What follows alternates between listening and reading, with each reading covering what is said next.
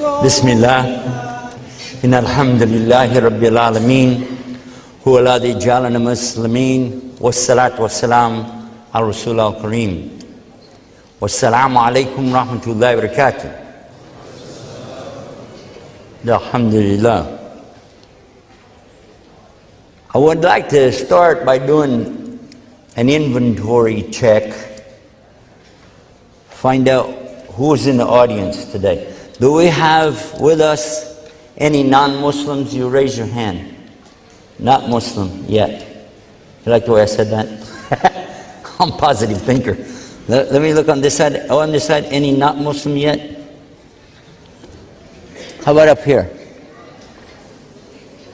Okay. How many Muslims do we have? Raise your hand. Ooh. How does it feel to be surrounded by all these terrorists? Alhamdulillah. Alhamdulillah Rabbil Alameen. They asked me to talk on the subject about priests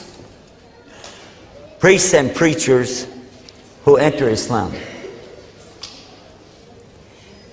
Very frequently, I get introduced by people that really don't know me or know the real history, and I get amazing credits to me that I never even knew I had.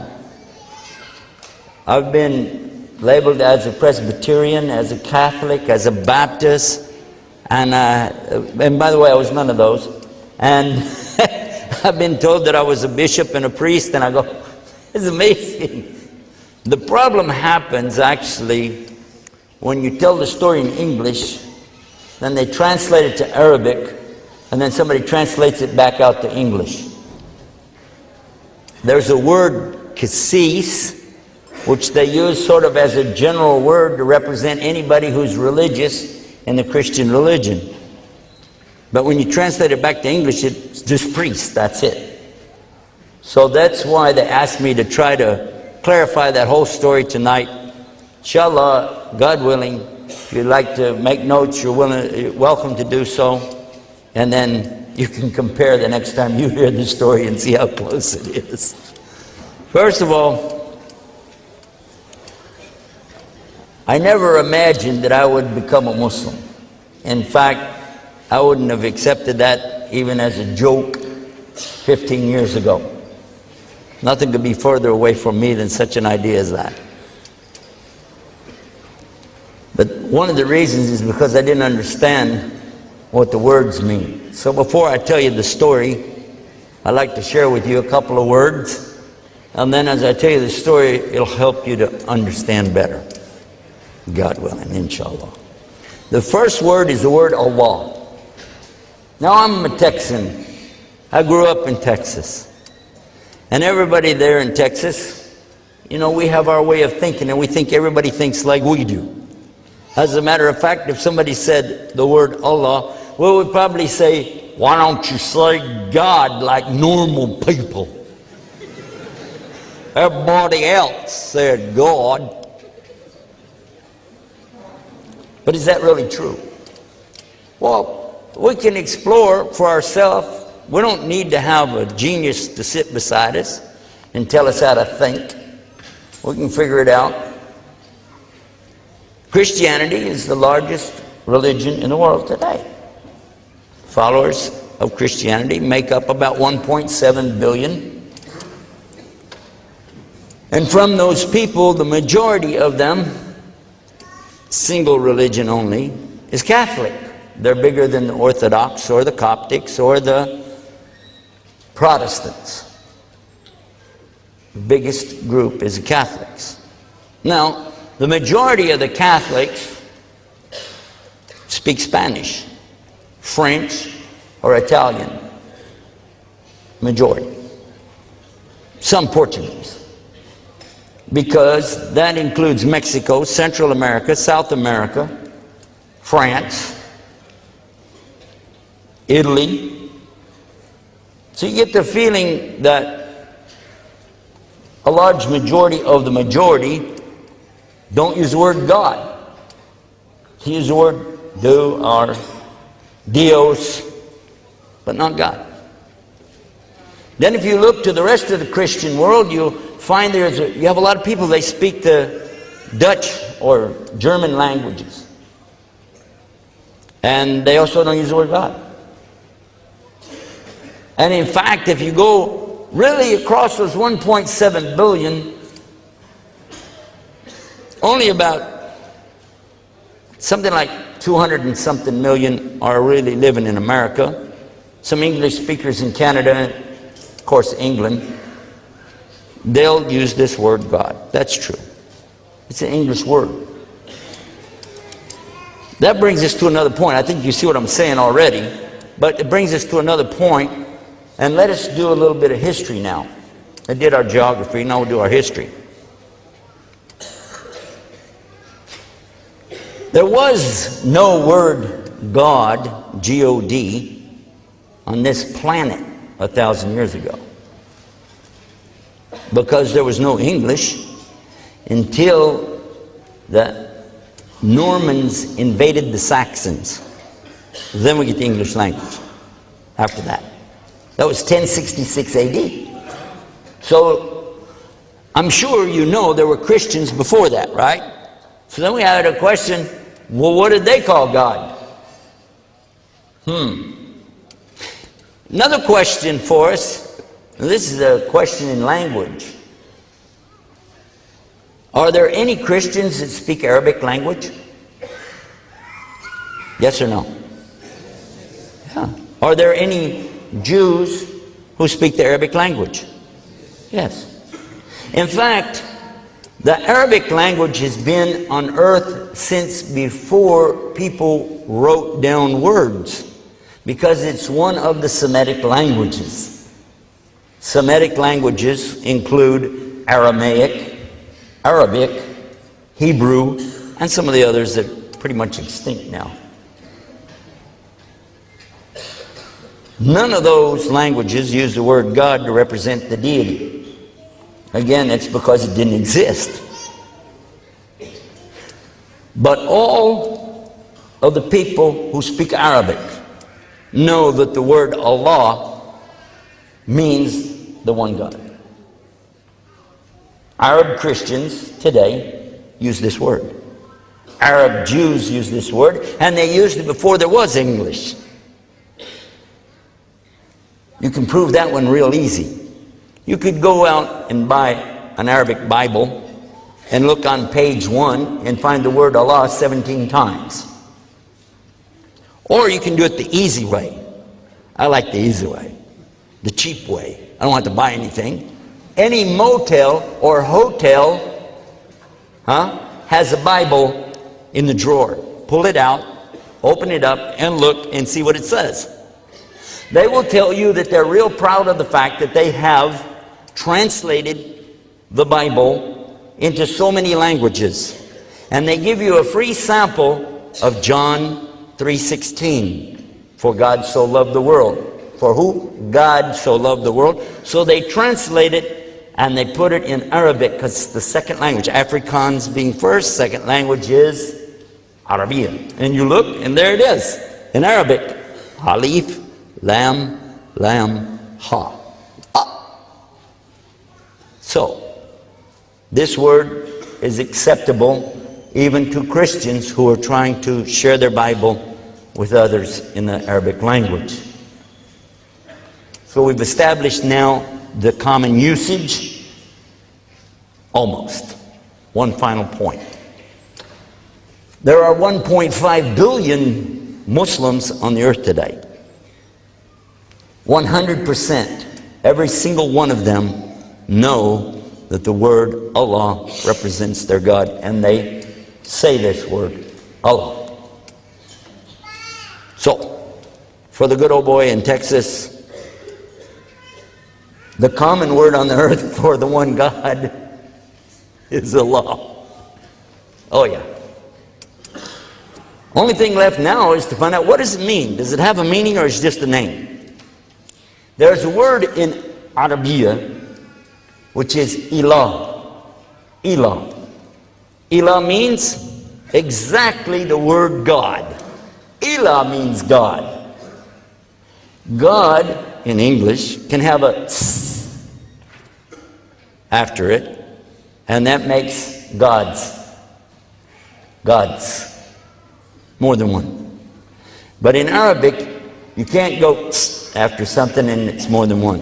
You have to know how to use the language, because the word opens up, grows in the middle, and then you can know without doubt that you meant plural.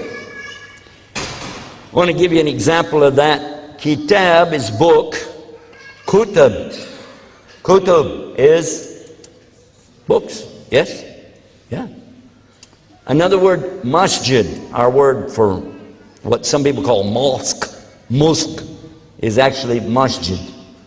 And the plural, masajid. So you can tell real clear when something's plural. And there is a plural for God, gods. And there is a plural for ilah, alihah. You can make it plural, more than one. You can also take the word God and make it female, goddess. Do the same thing with ilah. You can also take the word God and make it mean the God of Abraham and the God of Jesus, but it's a little bit hard in English because you have to make a big G, capital G. My mother used to see it when she'd read her Bible, the big G. Instead of saying God, she'd say Gwad. So you knew she was talking about Gwad. You don't have to do that with the Arabiya, because when you mean the only one God of Abraham, Moses, Jesus, peace be upon him, you say Allah. Because the structure of this, Allah, actually shows you who you're talking about, because it can't be made plural. You can't put it after it. And you can't make it male or female. When you say Allahu, that means Allah, He is, or He did something, etc. But the He, referring to Allah, is not gender. It simply means respect, because you don't call God it. Likewise, you understand why He doesn't call Himself Hiya, she, because again, Allah has no gender. He's so uniquely one. Allah is not male nor female. Besides, that would compare God to His creation. He's not like His creation. Make sense? So Allah is the perfect word if you mean to say one God, by Himself, no partners, not male, not female. Best word to use? Allah. Some proof about that is the fact, as I already told you, that's the word that was used for centuries before there was Gwad, as my mother would say. That's one of the words. That's why I use the word Allah, and I hope people will understand when I use that. Second word, Islam. What is Islam? Now, today, Muslims around the world are pretty much in a defensive position, trying to say something nice about Islam and convey a message at the same time of a non-violent status, of a beautiful way of life. And they will say, Islam is peace. Islam is peace. Have you heard that one? When I walked out here, I think I said Salam Alaikum, didn't I? Right? What does salam mean? Peace? Yeah. But if Islam means peace, I should have said Islam Alaikum. Right? That's wrong. I have to say Salam Alaikum. So what is Islam? Let's look at it. Islam comes from the same root as salam. Sin, lam, mim. Silm. But from this root, you find that it has 5 things contained within it. First of all is total surrender. Total surrender. And then, second, submission. Third, obedience. Fourth, best word in English, sincerity. Complete, total. and 5, peace. Salam is in there, but it's only 1/5, 1/5. So when you say Islam, you're talking about action, verb, things that you do. You're describing, get back up here. You're describing your relationship with who? Go see the last word I mentioned, Allah.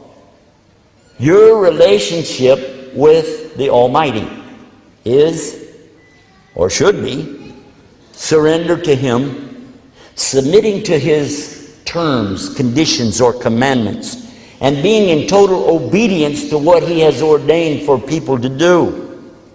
And to do it in sincerity, not to show off, not because somebody is watching, because you know you need to do it. And then finally, to do so in total and complete peace. It's not something new. It's a way of life described for us in the Quran, in the New Testament, in the Psalms of David, and in the books of Moses. Clearly, it's to do what God has ordered you to do. Follow the commandments. Worship Him alone, without any partners. Give up this life, the desires, the lusts, greed, passions. Sacrifice that to follow His will.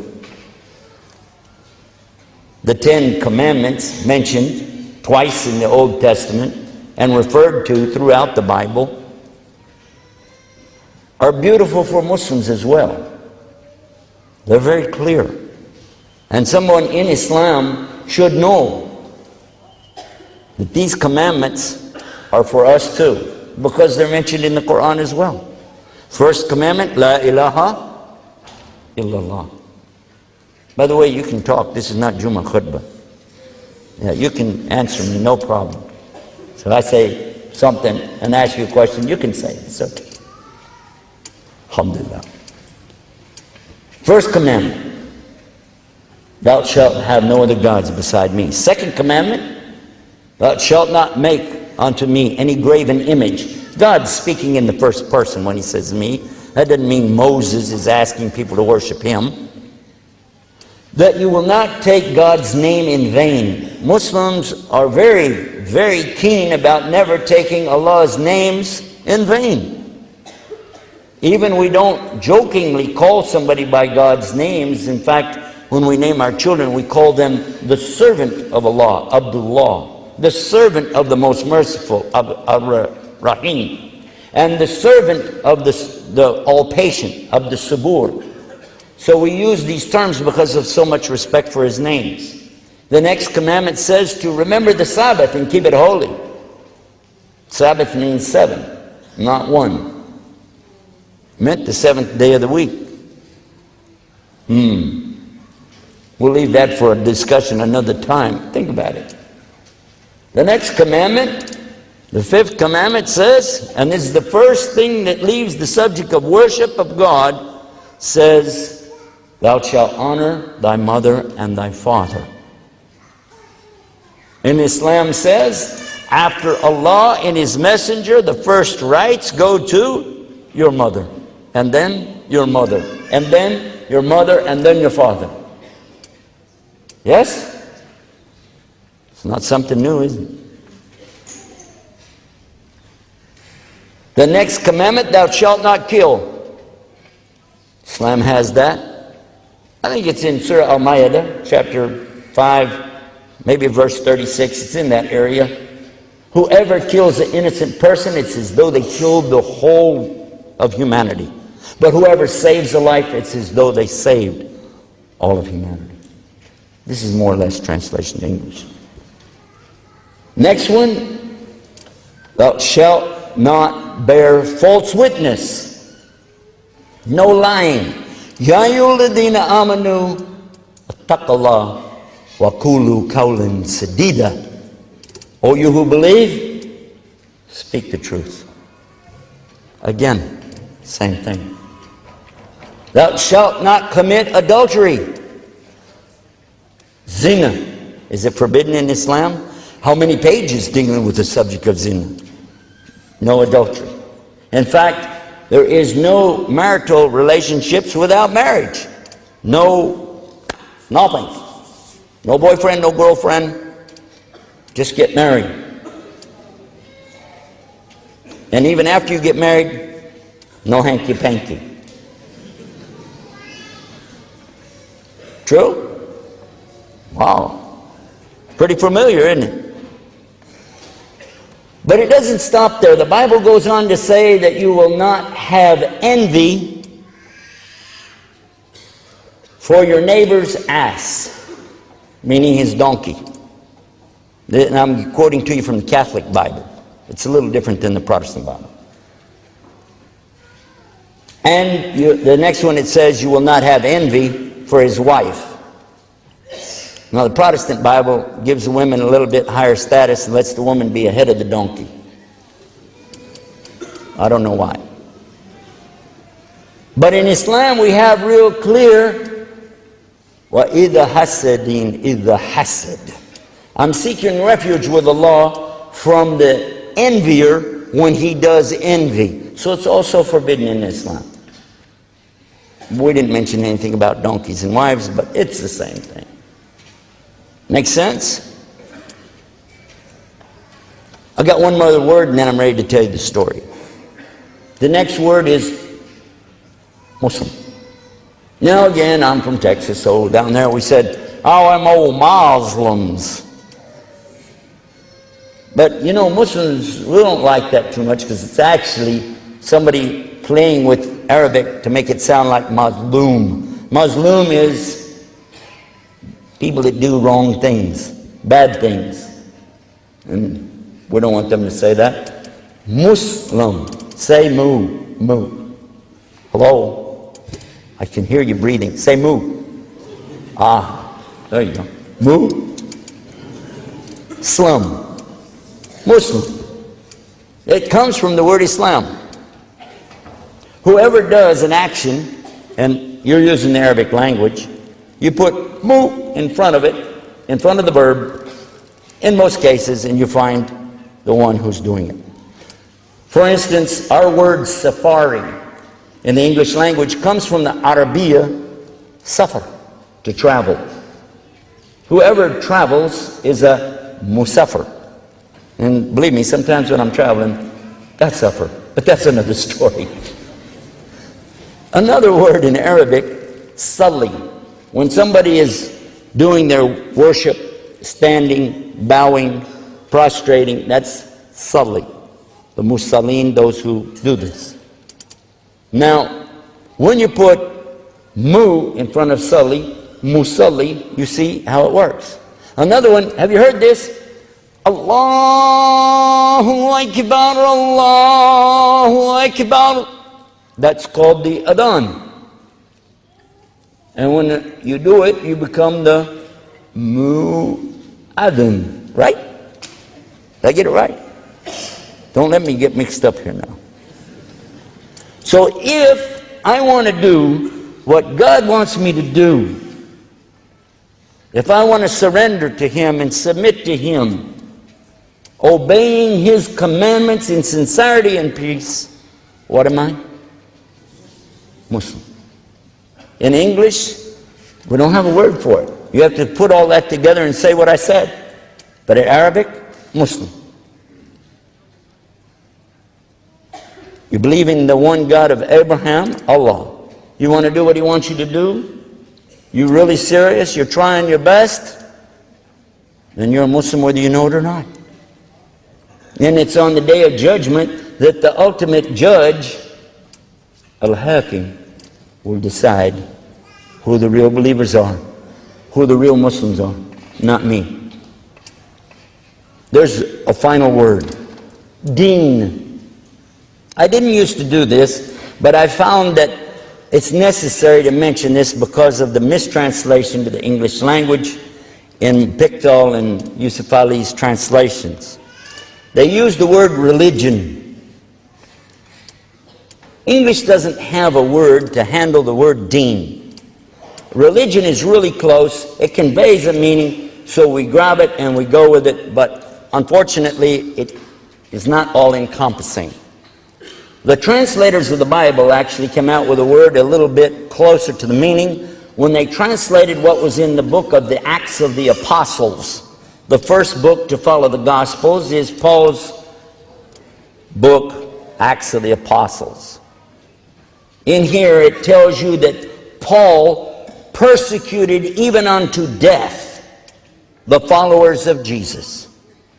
But he doesn't call them the followers of Jesus. He calls them the people of the way. And they used a capital W to signify that this was the proper noun, and you capitalize proper nouns with a big W, just like they did with the big G for God. Right? Way. People of the way.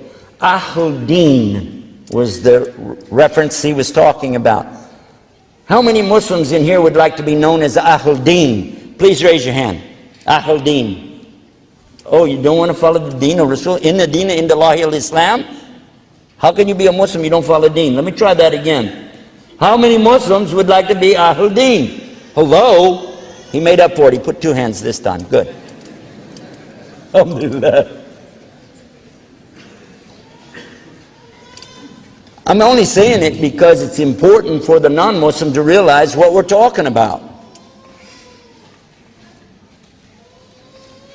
Our book, the Quran, tells us, in no uncertain terms, by the way, this word deen is used over and over and over, maybe more than the word Islam itself in the Quran. Inna dina indallahi al-Islam. وَمَنْ يَبْتَغِي غَيْرَ الْإِسْلَامَ دِينًا فَلَا يُقْبَلَ مِنْهُ وَهُوَ فِي الْآخِرَةِ مِنَ الْخَاسِرِينَ الْيَوْمَ أَكْمَلْتُ لَكُمْ دِينَكُمْ. Yes or no? At the end of that one, وَرَدِيتُ لَكُمْ إِسْلَامَ دِينًا. Again, the deen. And قُلْ يَا أَيُّهَا الْكَافِرُونَ. How does it end? لَكُمْ دِينَكُمْ وَلِيَ دِينِ. How many times do you think that word is in there? And if you keep saying religion, religion, religion, you know what the problem is going to be? In some cases, it won't make any sense. How do you tell an atheist, mulhid, lakum dinakum waliya deen? He doesn't have any religion, but he has a deen, doesn't he? To you, your way.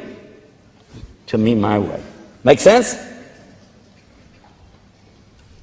Well, if it didn't, go talk to scholars, because I asked them, they said use the word way.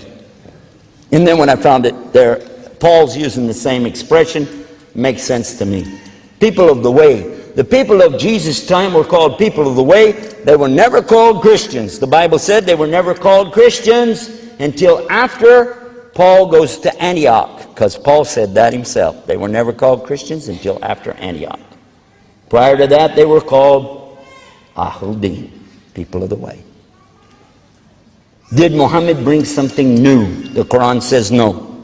The Quran clearly tells us in chapter 42, real clear, that this is the deen, way, that was with Abraham. And it's the deen for you, meaning Muhammad sallallahu alaihi wasallam, and the deen of Moses and Jesus, Noah, are mentioned in this verse. Read it. It's not new. And Allah says in Surah Al-Bayyinah, وَمَا أُمِرُوا إِلَّا لِيَعْبُدُوا اللَّهَ مُخْلِصِينَ لَهُ الدِّينَ حُنَفَاءَ وَيُقِيمُوا الصَّلَاةَ وَيُؤْتُوا الزَّكَاةَ وَذَلِكَ دِينُ الْقَيِّمَةِ. How many times you got to hear the word before you go, oh, wait a minute, I got it. Deen. Ahl-Din. Oh, translation, sorry. The people of the book, the Jews and Christians, were not ordered anything more than this, and Allah tells you, to be on the deen. He said this is what they were ordered: to worship God alone without any partners. Keep religion clean, pure for Him. Establish regular salah, worship. Don't call it prayer, okay? They don't have a word for salah. Establish this ritualistic worship, salah. Pay the zakat, which means charity. You have to give charity. You have to give charity. You have to give charity, or you're not a Muslim. Allah said that in the Quran. Clearly, you're not guided by Quran until you give of the things that Allah gives you. First verses in Surah Baqarah. And Allah said, this is the deen most clear. And we're not going to call it religion. It's the way. It's the way to get to who? Allah. I want to be with Allah in the next life. And really, I want that for everybody here. I do. But the only way we can get there is to do it on His terms. I cannot make up a religion and expect Him to accept it, can I? Can I go out into the bush, pull up some trees, carve them up into some kind of little statue, and start praying to those little sticks and stones and asking them to help me? Can I do that?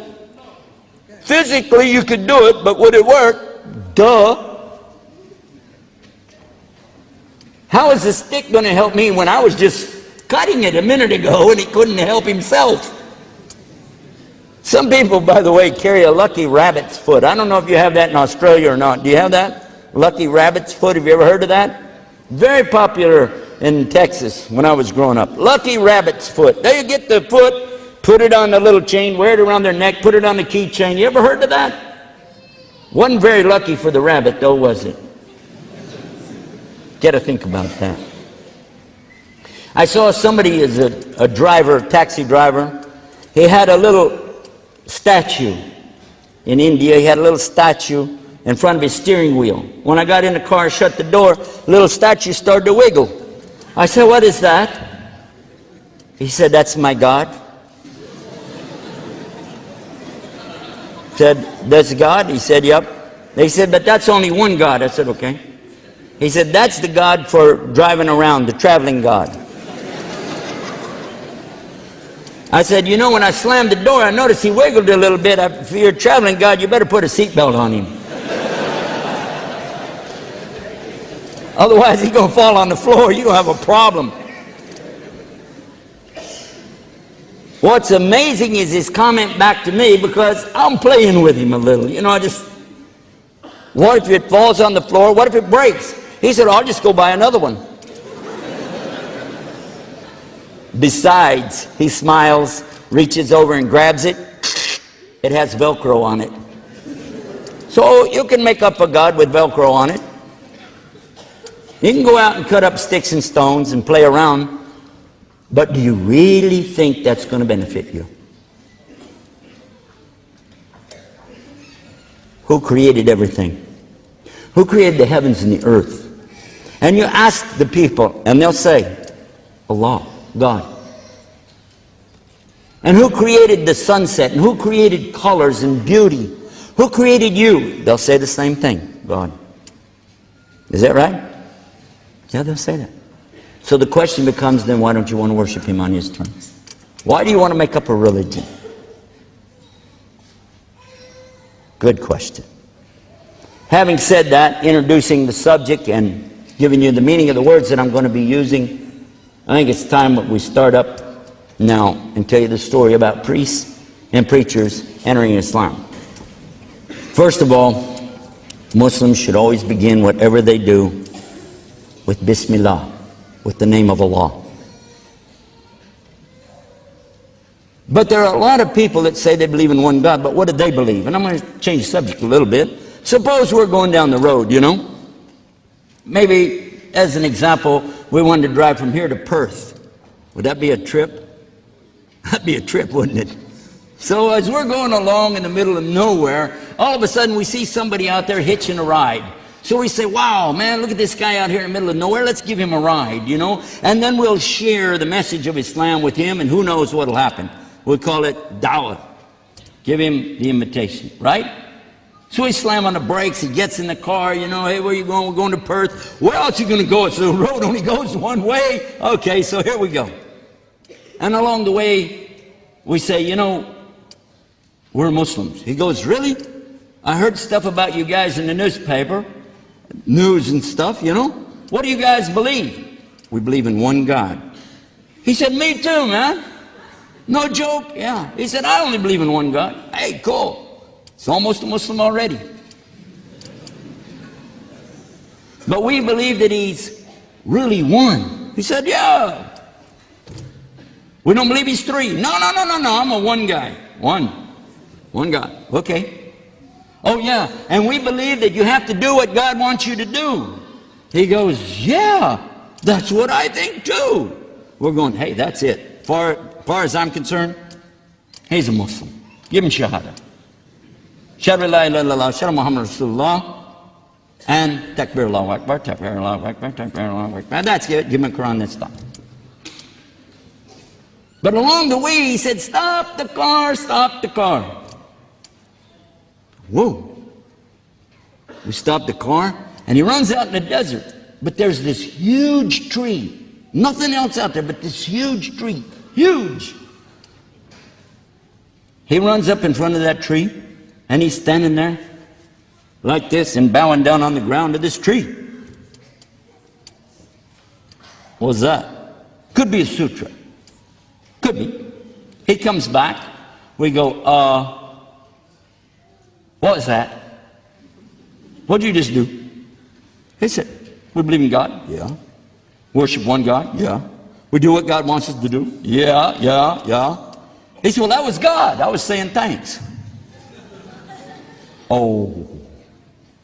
Get it?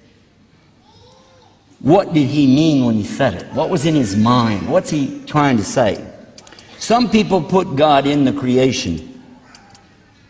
Some people put God in the creation. And if they do that, they're always going to come up short. A little later, we're going to go into that and break it down. But now I want to tell you what happened to me. And this is how it started.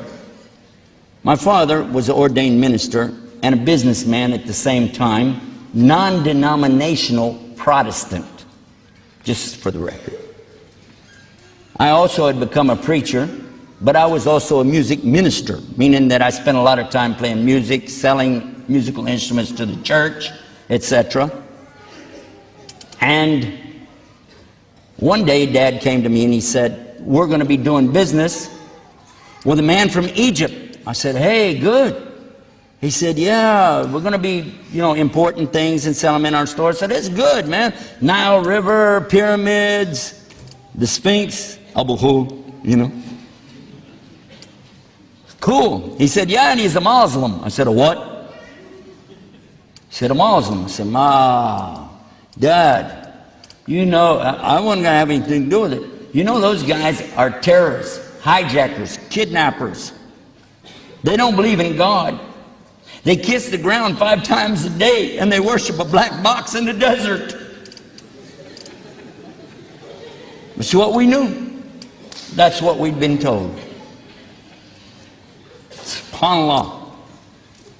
Dad said, well, I want you to meet him. I said, no, wait. He said, you have to meet him. I said, no. Dad said, you will meet him. No, it's my dad's house, Dad's business, and I'll meet him. But I said, it has to be on my terms. He said, okay, what's your terms? I said, I got to come straight from church. I'm going to come straight from the church, and I'm going to have on my cross, have my Bible, and my cap that said, Jesus is Lord. Dad said, okay. And I'm going to bring my born-again wife with me, and we're going to really pray this man into salvation. I said, okay. We came straight from church on Sunday afternoon, went to my dad's store. And by the way, in the United States, you can be open on Sunday. So we went there. I said, where is he? No, I'm expecting to see some guy in a long, black dress and some kind of what we call a baya over it, or bish, and maybe a big turban on his head, eyebrows that go all the way across from one side to the other, with a big sword. I'm looking for Ayatollah Khomeini. But it surprised me. Dad said, here he is. I went, where? This guy? I'm expecting big beard. This guy has no hair at all, not even up here. He's bald. And when I shook his hand, I was surprised. It's warm, like a human being. Last week in Sydney, after our program, the daughter of one of the ministers that was there came to us and she said she was so surprised. She said, "You guys are human just like us." Wow. I think we need to get a new press agent. We're not doing very good with our PR. So I asked him straight up, "Do you believe in God?" You know, like Mom, God. He said, "Yes." "I'm talking about the God of Abraham." He said, "Yes." "Moses?" "Yeah." "David, Solomon?" "Yeah." "You believe in the Bible? Do you believe in the Old Testament?" "Yes." "Psalms?" "Yes." "Yes, but do you believe in the precious name of Jesus?" I said, "Yes." Well, this is going to be easy. "Yes, sir." I told Dad, yeah, bring him on. That'll be great. In fact, we got an extra place out at the house. Let him stay with us. Dad said, "Don't try to convert him." I said, "Me?" So I decided that here's what I'm going to do. I'm going to work with this man day and night and witness to him, that's what they call it in Christianity, showing him the Bible until he realizes the truth and he becomes a Christian. Now, along the way, we were working together. I was very impressed with his work ethics. He was a very honorable, honest, and truthful person. Had to admire that in him. Really had to admire it. I couldn't help but notice that it didn't matter what it was, he was always fair to the customer. And unlike some people I knew, he never talked about people behind their back. Usually after a customer walk, I don't know, if you go in a store and you act like an idiot and you see the clerk is standing there going, no matter what you do, customer's always right. As soon as you leave, what an idiot. He never did that. That was amazing. And driving, our business took us a lot of miles every day. And while we'd be driving across country in Texas, it was big. Not maybe like you got here, but big. I would engage in certain kinds of debates with him. Amazingly enough, he avoided debates and just kept throwing questions back to me, just to think.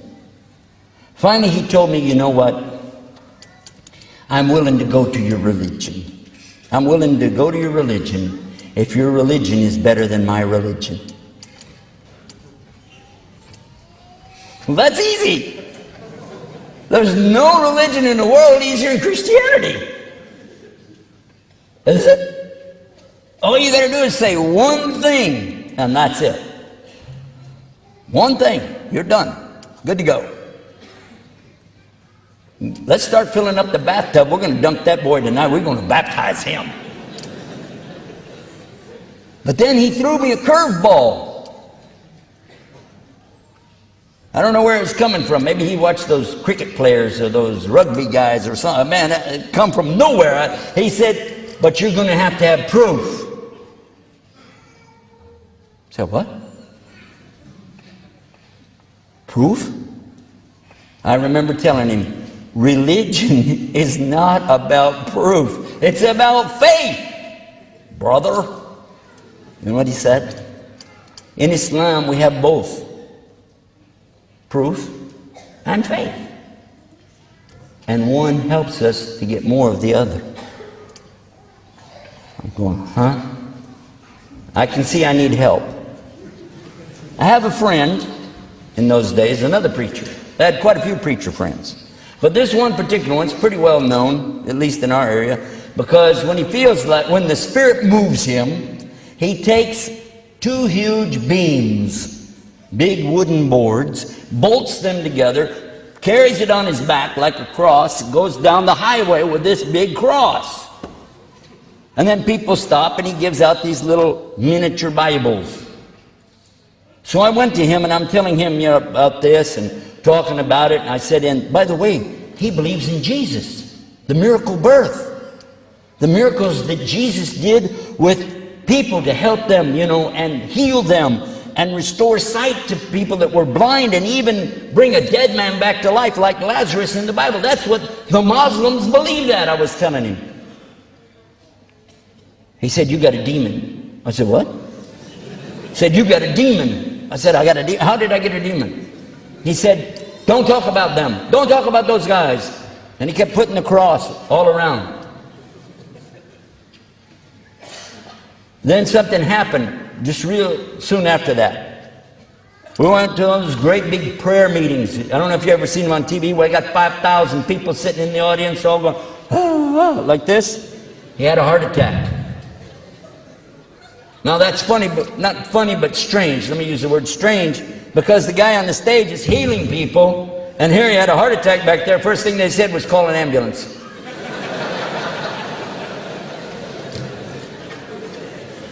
He went to the hospital, Veterans Hospital there in Oak Cliff, which is south of Dallas.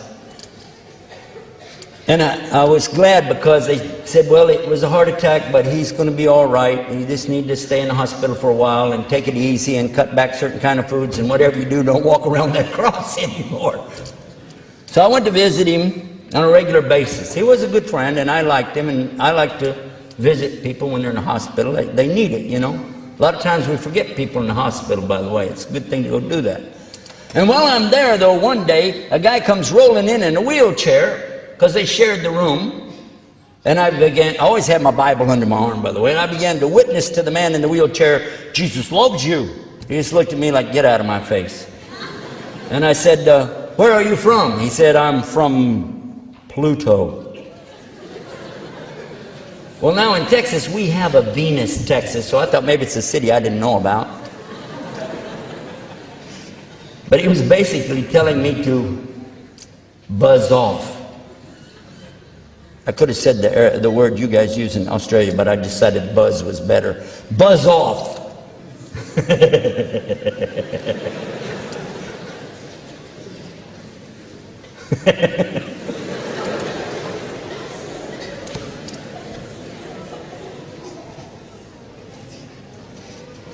I tried to witness to this man, and I'm trying to read to him from the book called Jonah. It's Yunus. You know Yunus. We have him in the Quran. Well, he's in the Bible. The same story. He goes to his people in Nineveh, and they don't listen to him. So he gets out on a boat, and he leaves, and a storm comes up. He goes in the water. The whale swallows him. He goes down to the bottom of the water. The only thing missing out of the Bible is, like, I consider maybe the most important point of the story is in the bottom of the water that Jonah says an amazing statement. Somebody copying the Bible, I guess, left it out, because it's a beautiful statement.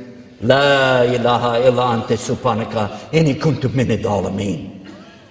Saying, there's no God to worship except you, Allah. The glory, the majesty is to you. And verily, I did wrongdoing to myself. Beautiful statement. Right after that, God caused the whale to spit him up on the land. He went back to his people, etc. You know the story. Anyway, I was reading this to him, witness to him. He started crying. His tears coming down his face. He looked up at me and he said, I'm sorry for the way I treated you. And I'm sorry for my behavior. I had no reason to act like that. It's just I've had a lot of problems in my life that I never imagined I would have. Just unbelievable. And I saw you coming at me like that. I just, you know, I'm really sorry. And I need to confess something to you. I said, stop. I'm not a priest. Don't confess to me. I'm not Catholic. We don't do confession. He said, I'm Catholic. And I know you're not a priest, because I am. I went, oh. We became very good friends. I was Protestant, he was Catholic. That's okay. When my friend got out of the hospital, I continued to go visit the priest. And when he got out of the hospital, I asked him to come and stay with us and let us take care of him while he got better. He agreed, and he came to be with us. Now watch. I'm on the way home from the hospital, going to my place. I'm telling him about Islam because I'd learned a lot about Islam. He told me on the way out, he said, you know, we already know about Islam. I said, why? He said, because priests have to study all religions, and we have to study Islam. I already know about Islam. I said, really? He said, yes. And they do believe in the risen Jesus. He's with God, and he'll come back in the last day. And Jesus is the miracle birth, etc., etc. He confirmed things which I'm just summing it up right now. It's amazing. If the priests know this, how come they don't tell anybody? We get out to the house, I introduce him to everybody, and now I've got a new plan. What we're going to do, we got a priest, man. We got an ordained minister, a preacher, a born-again Christian, music minister. We got everything right here. So around the table every night, we're going to pull out the Bible, and we're going to witness to this poor infidel Muslim and get him to get over to the right way. Got it. This is a true story, by the way. I do turn things toward a joke from time to time to keep you interested, but trust me, this is the story as it happened. And sitting out there in the country in my dad's big old house, around that table, after we get through eating, clean it off, I bring out the Bible. And I begin to talk about the Bible. But my dad brings out his Bible and he begins to say, no, the Bible says so and so. I said, but Dad, you've got the King James Version. And I happen to have this version. Actually, my dad had the Masonic version, which is still King James, because he was a Mason. And here we've got this Revised Standard. Doesn't agree. It says there are verses in there that are interpolated. It says verses in there don't belong, and other verses are not complete, and it quotes from older manuscripts. And in the beginning of it, the introduction, it says many good things about the King James Version. It says, but yet it has grave defects. Huh? So I'm trying to show the most up-to-date version of the Bible. Then my wife brings her version. Jimmy Swaggart's Good News for Modern Man. Boy, is it loaded up. But to be fair, he said real clear in a debate one time he wasn't a scholar of the Bible. And if you ever read that Good News for Modern Man, you'll see that he could prove that. Anyhow.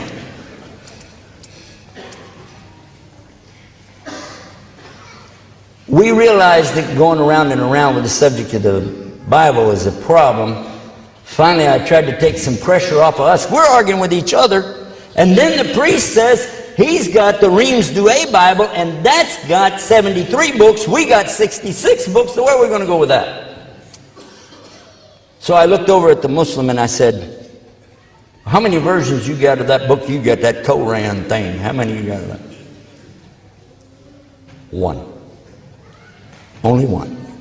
In 1400 years, one book in the Arabic language, and every single verse is still the same regardless of where you go.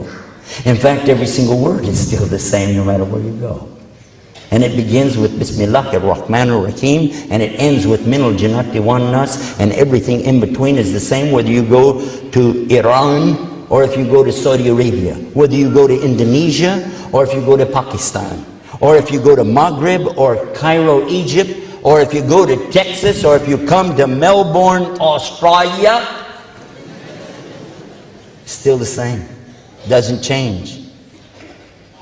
The reason is because it's not a book, as in paper and ink. It's a recitation that's in the hearts and minds of the Muslims. And every single Muslim on earth would love to memorize the whole Quran. And every single Muslim on earth has memorized at least some of it. There's no Muslim that I met yet that didn't know how to say Bismillahir Rahmanir Rahim. The vast majority, and I'm not going to say 90% because people do that. I don't know, I didn't do the statistics, but All the Muslims I ever met. Well, we can do it right here. We had a few Muslims I noticed a while ago when we did the inventory. So let me just ask, are there any Muslims here that have memorized an entire chapter, a surah of the Quran, like Fatiha? Raise your hand. Look around the room, folks. Hold your hands up real high so they can see. That's all up here too. Everybody here has memorized at least one chapter. How about 2, 3, 4, 5, 10, 20, 30? SubhanAllah. Wow. Do we have anybody in Melbourne that memorized the entire Quran cover to cover? 1? Where else? Usually sisters. I always find sisters that memorize it. How about half of it? Everyone up here, mashallah. And how many want to memorize all of it? Absolutely. SubhanAllah. And it's only memorized in Arabic. We don't consider it Quran if somebody stands up and said, in the name of Allah, the most gracious and most merciful, huh? You're going to let him lead salat like that? I don't think so. So there's one book. I'm going, oh. And he told us, 1. Never changed. We have the original. Let's change the subject.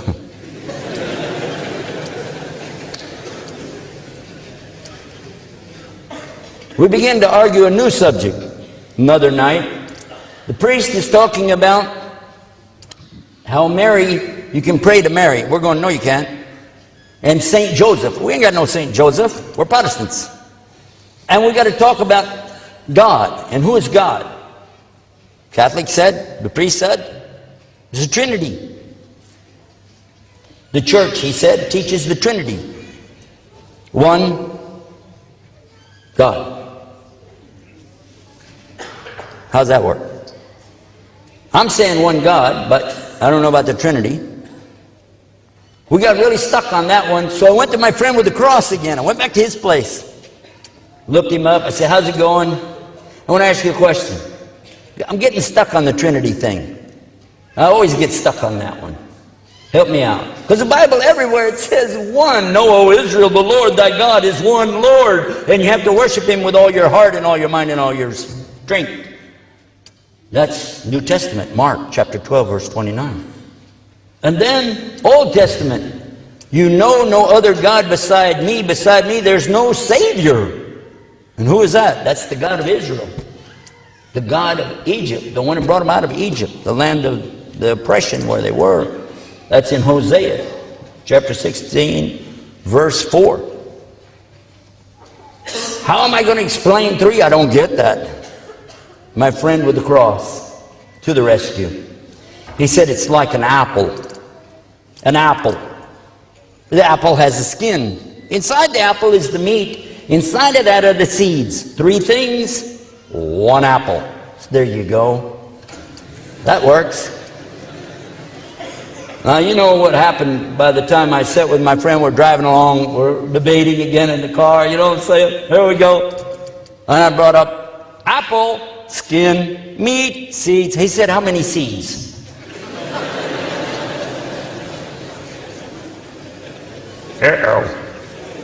It's more than 3, isn't it? He said, and what if there's a worm in the apple? Scratch that. I went back to my friend again another time. I said, okay, the apple, forget it. He said, yeah, forget the apple. I told him what happened. He said, forget the apple. The egg. Babe. Egg. So how is the egg? Egg has a shell. Inside the shell is the white. Inside of the white is the yellow.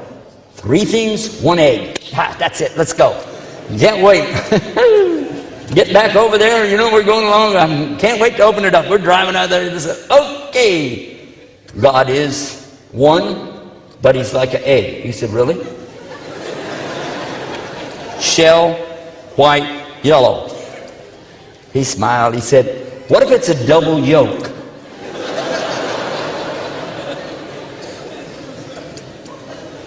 And what if it's rotten? Well, now, where am I to go with that? Well, help is near, by the way. And I meet a gentleman, well, I'm out doing some business, He knows me as a preacher, I guess. And I tell him I'm having a problem with the Trinity. He said, you? How could you have a problem with... I mean, look at you. You're the one telling everybody. He said, the easiest example is me and my family here. I said, how? He said, look at me. I'm one man, right? Yes. My wife is one person. Yes? Yes. And my son, he had a little boy in a stroller. It's one. Yeah? One. One family, 3 people. It's the family of God. Works. Let's try that one. We didn't get very far with that one. What happens if they have another kid? Twins, tawam. What if they get a divorce? Ooh. I don't know how it is in Australia, but in Texas, if you get a divorce, the wife gets the car, the house, the bank account, the Keogh plan, your retirement program, any benefits, your computer, and all of your email. Now, I don't want a God that can have a worm in it. I don't want a God that can be rotten. And I sure don't want a God that can die, because people can die. So now I'm asking the Muslim. Finally, I asked him. He didn't offer anything unless I asked him. He didn't push. What do you guys say about God? Is he 1 or 3 or 2? What do you guys say? And listen to what he said. Bismillah. قل هو الله أحد الله الصمد لم يلد ولم يولد ولم يكن له كفوا أحد. The translation, say, O Muhammad, they're asking you about God, say he is Allah, the unique, the eternally sought after by all creation for sustenance, yet he is not sustained. As-Samad. Samad is big name. Lam yalid wa lam yulad. He's not the father of anything. He's not the son of anybody. He has no genealogy. Wa lam yakul lahu kufuwan ahad, and he doesn't compare to anything, anywhere, anytime, because he's so unique. Oh. Well, what's he like? Laysa kamithlihi shay'in wa huwa sami'un basir. He's not like anything in his creation, yet he is all hearing, all seeing. He's all knowledgeable. He's all merciful. He's all loving. Al-Wadud. He's all praiseworthy. And he is the peace. As-Salam. And he is the light, An-Nur. And he's the only one that you can turn to and ask for any help and get it. And when I'm hearing these words, I'm thinking, that's what I already believe. That's in the Bible. I saw that in a book, this book, that book. I remember the New Testament said this and this. This is the God, man. How did we come up with 3? Catholic priest provided that answer for us. Oh yeah, he was very knowledgeable in the history of the church. I got it on my website, just in case you want to check it out. islamtomorrow.com/Bible. I put my commercial in the middle, so when they try to edit it out, they can't, you know. islamtomorrow.com/Bible. I took it from the Catholic website so you could see it for yourself. They say that the church started in the year 325 AD, after Jesus. Hello? And that's when they held the council to establish God could be 3 and 1 at the same time. That's also when they decided how many books need to be in the Bible and how many don't need to be. They also decided to change Jesus' birthday to be December 25th for some other god they already had in Rome. They also added Easter, the Feast of Ishtar, all of that at the same time. Now I'm hearing this coming from the Catholic right there, telling me that's how it happened. I happen to know a little bit about the Protestant religion. It's a break-off from the Catholic. And then when the Protestants broke off from the Catholic, they tossed out 7 books of the Bible. That's why there's 73 in the Catholic and 66 in the Protestant Bible today. Comparing book to book, gods to gods, it just was mathematically a lot easier for me. But that's not why I went to Islam. I'd like to tell you that it was because of all the rationality behind it, but it wasn't. It was something else. It's because when I thought about it, I realized that there's something inside of me that likes to do what I want to do, regardless of what anybody else says. But there's also a side in me that knows that this is wrong. I need to do what he wants me to do. And now I'm in a fight inside of myself between submitting to him, as we already mentioned that means Islam, or doing what I want to do. Guess what? While all of this was going on, I'm not the only person in this story. I'm the only one telling it today, but the real people of this story don't get out and tell all about it. So I'm telling their story for them. It was the priest who had the biggest job of all, not me. Because he was dedicated to his religion for so many years. He had been a missionary going into South America, Central America, Mexico, learning their languages and speaking their dialect, yet he was from New York. He was an Irish priest from New York. He gave up everything to be a priest. He can't get married. He can't have any children, of course, no grandchildren, no intimate relationship. He gave it all up for the Lord. That's an important concession for a person to do. We don't want to make fun of that. This man has given up more than any of us would really think about doing for our way. But alhamdulillah, Allah didn't ask us to do that. But this man asked our friend, because now we're calling him my friend, he's no longer an infidel Muslim anymore, our Egyptian friend, he said, can I go to your church? Can I go out there to your, wherever you worship? He said, sure. Took him to the masjid during the week. They came back that night. We said, what happened? He said, what do you mean? I said, come here. What did they do? They like slaughter animals or something? He said, no. He said, they stand the same way that monks stand in a monastery, like this, silently worshiping God. But then they do something that only the priest gets to do, which is a sajda. They bow and do sajda, but he just mentioned the sajda. He said, and it's so peaceful, there's no sound. It's so sweet. I said, what? That's not the kind of religion I grew up in, right? I said, okay, what kind of music did they play? He said, there wasn't any music. I said, what? How are you going to worship God without music? He said, they didn't have any instruments. So I went to my friend, the Egyptian. I said, is that true? You guys don't have any music in your worship service? He said, no.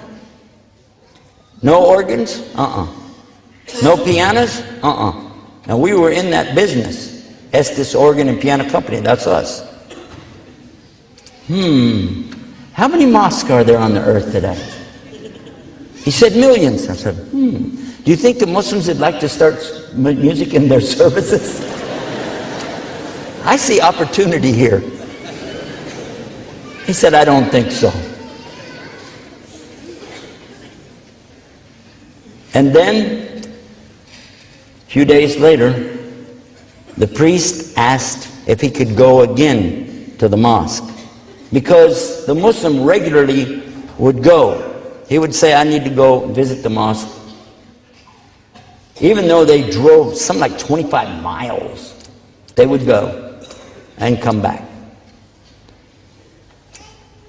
That night, they didn't come back, and we were scared. We thought something happened to them. It got later and later and later and later. They missed supper, everything. Finally, they come up the driveway. We could see them coming in the driveway. Saw them get out of the car, start to come up to the porch. And I looked out. Right away, I recognized the shiny spot on the Egyptian. He didn't have any hair. But who is this with him? Who is this guy I see standing with him who's wearing a white dress and got one of these things on his head? And I looked, I said, that's Father Peter Jacobs. I said, Pete, did you become a Muslim? He said, Ashhadu an la ilaha illallah. Ashhadu Muhammad Rasulullah. I was shocked. How could this be? A priest became a Muslim. I went and got my camera. We used to have a TV show, Estes Music Jamboree.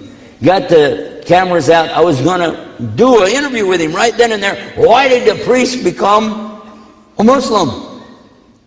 By the time I got everything hooked up, got the lights all turned on, he fell asleep. I didn't get to ask him.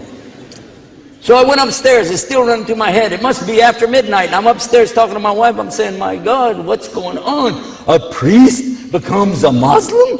What is this? Is this amazing? Look, one God, they got the Quran, so and so. And she said all of a sudden, I want a divorce. Huh? She said, I want to get a divorce. Okay. What happened? She said, all this talk about Muslim, Islam, everything, you know, doesn't work. I said, okay, we don't have to talk about this. She said, no, we do need to talk about it. I want to get a divorce because, you see, I can see what's going on here, and I'm going to tell you, I remember what he said. Talking about Muhammad, the Egyptian. He said a Muslim can't be married to a Christian. I said, whoa. I didn't say, did I say I want to be a Muslim? I didn't say that. I did not say I wanted to be a Muslim. I'm talking about a priest. Sorry, drop the subject, forget the whole thing. She said, no, I want a divorce. I said, why? She said, because I want to be a Muslim.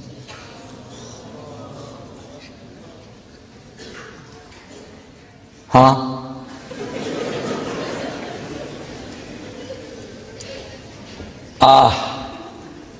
Now I've been married to her 7.5 years. I got a couple of kids here, and I'm thinking, no. I don't want to go through that. Don't want to lose everything, including my email, you know. We didn't have email back then. Anyhow. Well, I thought about it. I said, okay, think. Okay, the good news is, I'll do it. I knew I need to do it anyway. Let me just do it, get it over with. I too want to become a Muslim. She said, I don't believe you. I said, no, I'm serious. I do, I really do. I didn't know how to say it before, but hey, I want to be a Muslim. She said, no, I want a divorce and you're a liar.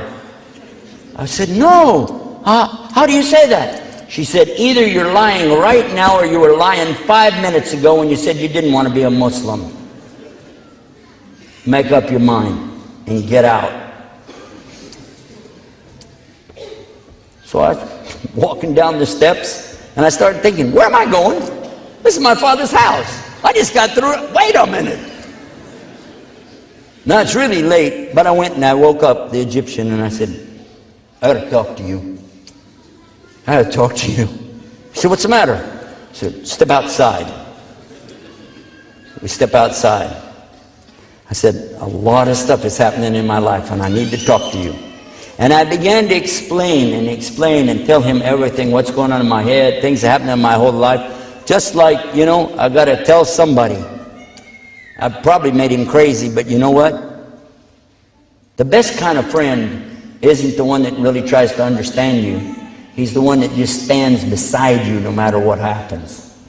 And he did that. Not only stand beside me, he walked beside me, because we walked those country roads all night long. We continued doing that until Fajr. And when the sun started coming up, I'm telling him, oh, it's time for you to pray. Look. He said, I'll be all right. Don't worry. It's okay. I said, but the sun is, there's light. He said, there's time. Don't panic. And while he was doing that, I realized it's time for me to stop trying to push on other people what I think or what I feel. It's time for me to deal with it inside. And this is the key, my dear respected brothers and sisters in Islam. This is the key. The muftah is inside, not outside. And when I went behind my father's house and I found a piece of board back there, big board, little shelter over it, nobody could see me, illallah. I put my head down on that board the same way I had seen the Muslim place his head, the same direction toward the east. And in that position with my head on the ground, I said these words, "Oh God, if you're there, guide me." I couldn't think of anything else to say. You sat here tonight, this is not a guy that has a problem coming up with words. Yet, on that occasion, that's all I could say. Nothing else came in my mind. But those words echoed and echoed and echoed through my heart, even till today. Guide me. And Allah said in the Quran, Ihdina siratal mustaqim. When I raised up my head, I knew what I had to do. I knew exactly what I needed to do. I needed to declare publicly that I believe there really is only one God. He has no partners. And that Muhammad ibn Abdullah is his last and his final messenger to deliver that message. And that Isa, Jesus, was also the Messiah, Messihi, messenger, and prophet of Allah. So I went in to my Egyptian friend and the new Muslim, ex-priest. Obviously, the church didn't need him anymore. And in front of those two, I swallowed. And I tried to say the words in Arabic, and I was shaking. And as I was saying it, I could feel the tears starting to run down my face, because I knew what it meant. I understood it. Ashhadu an la ilaha illallah. Ashhadu Muhammad Rasulullah.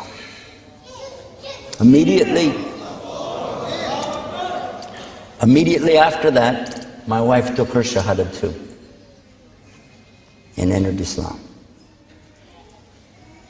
I won't give you the whole story, just sum it up. A little bit later on, my father also entered into Islam. My stepmother followed just before she died. She said, there can only be one God. Jesus can't be a God or a son of a God. Has to be a messenger. So therefore, Muhammad must be a messenger. She said that in July and died in October. May Allah accept it from her. Ameen. And since then, I've seen many priests, even bishop, archbishop, ministers, pastors, reverends, elders, nuns, and even one called discipler from the Methodist Church enter into Islam. Many of their stories are on our website. You can see them. We have videos there. You can listen to them tell their story. It's called Islam Yesterday. You heard me mention one website, Islam Tomorrow. I liked it so much I decided to get Islam Yesterday, and that's where we put all the programs we did before, IslamYesterday.com. But then I needed something a little bit more inclusive, so I also have IslamAlways.com. Really. And we just opened a new one called chatislam.com. You can go there 24 hours a day. Our websites are open 24 hours a day and always plenty of free parking. Haha.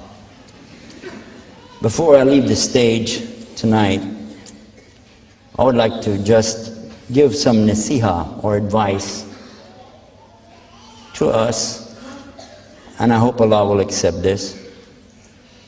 He says in his book, you don't guide whom you love, but Allah guides who He wills. He asked us to deliver a message. He told us to go out and give dawah to the people, to invite them with a message of what? Worship God without partners. Yes? Is that the message? Try to keep that in mind when we deliver it. Because He also said, La ikraha fi din. We can't force anybody. Islam never spread by the sword. And it doesn't spread by any other weapon either. It spreads by truth. If you consider truth to be a weapon, then consider what Allah said about it. وَقُلْ جَاءَ الْحَقُّ. This is in Surah Al-Isra. And say the truth has come and destroyed all the falsehood, because it will always destroy the falsehood. So let us work together.